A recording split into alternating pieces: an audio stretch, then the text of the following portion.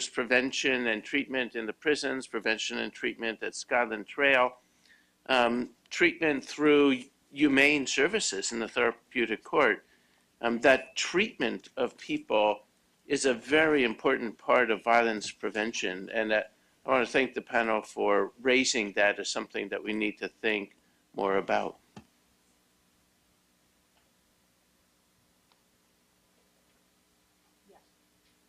I just wanted to say something briefly about treatment since it was brought up. You know, treatment for alcohol and drug problems falls at the bottom of the list on the report card for you're likely to get evidence-based treatment anywhere in the United States, where you go for treatment. It's, the Journal of the American Public Health Association had published an article. So for other medical illnesses, you know, they went through the odds. Well, substance abuse treatment came at the bottom of the list, except for federal prisons.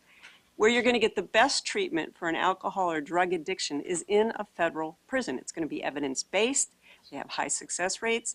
And, you know, it's because they come to the federal government for the standards for what is the best evidence-based practice. So it's something to be considered.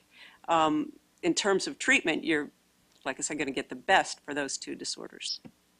Can I just say one thing? They're abstinent in the federal system.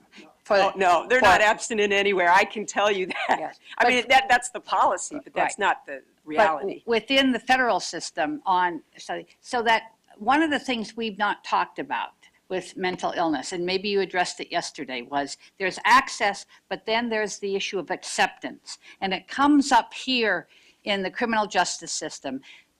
A lot of therapeutic programs are offered to a person when they're arrested, but they have to accept the idea they're mentally ill.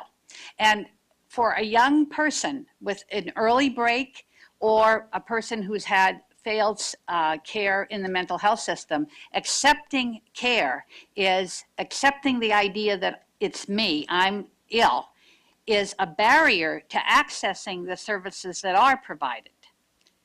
And so when you're in prison, that's one of the benefits, I think, is it's a benefit even if you get into a cage. You get out of your cell and talk to someone.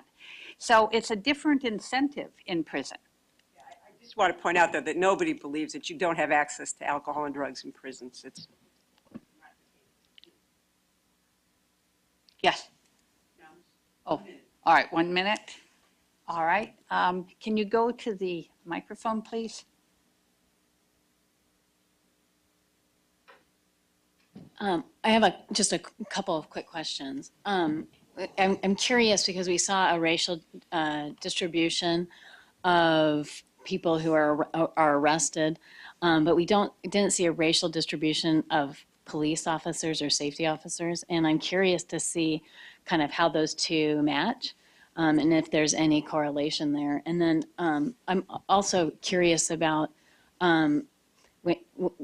honestly, when I saw mental health and kind of police officers, I thought we were going to talk about the mental health of our first responders, which seems to be a pretty significant ignored space. And I'd just like to hear some comments on, you know, how if there are studies about the mental health of our first responders, and both safety and fire, but also like if there are programs that demonstrate like change as they become more empathic of their own selves and family.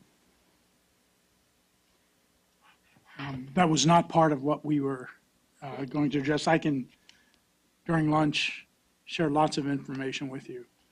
On the issue of race and the race or ethnicity of police versus the biases in areas such as arrests, there's no correlation at all. No correlation.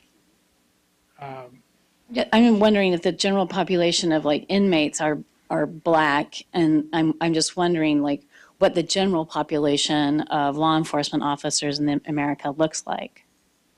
Like is there a racial distribution of law enforcement that matches those who are incarcerated? Or is there a discrepancy there? Nationwide, it's just broad percentages and would have very little meaning. If you look at locales, for example, Baltimore is a city that is predominantly African American and has a police department that's predominantly African American. But that data is meaningless when you start looking at bias by police. There's bias by African-American officers as there is white officers, and we see no correlation as to percentages. Putting black officers in beats that are predominantly black shows no difference in errors in judgment, corruption, bad arrests. It's just not played out. Can you come to the microphone? May I just respond to the second part of the question? In our study of police officer attitudes, that was actually one of the best predictors of whether or not they had any kind of positive experience themselves or with a family member in a therapeutic setting before. And so I think as we talk about taking care of oneself and self-care and how that translates into job performance, there's a real clear connection for law enforcement officers, just like doctors and everybody else. Yes, and one very important point I should have made earlier as we advance this discussion is that the screening process for people in law enforcement and in corrections is very interesting. As much as we'd like to see it change, we do not hire the best. The entirety of the system is designed to hire the least worst. And then it's up to the system to change them into the best.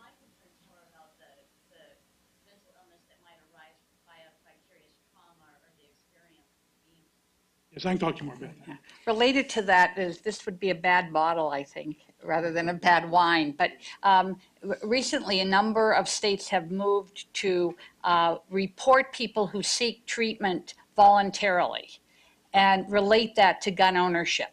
That's happened in New York. I think Dr. Applebaum spoke about that, and Connecticut has that. That discourages police officers for seeking help for something like depression or something else, because then it's not only a stigma, but then it biases the department's ability to keep them because they are on desk duty, they can't have their gun, and it costs too much. So that's a bad law that blocks access to care by people who might need it. We are unfortunately going to have to end this, or lunch will be taken away from everybody. Again, I want to apologize to the people with questions. It's a wonderful tribute to the panel that there's this much continued interest in the face of losing lunch. But you've really awoken a number of very important issues in our mind, and that's exactly what your charge was. And thank you again for what you did. We are going to break now for lunch. We have to be back here by 1:45. If you haven't finished your lunch, feel welcome to bring it back into this room with you. There will also be a video shown from PAHO during the luncheon here if you want to stroll in and see it. But again, let's be back here at 1:45.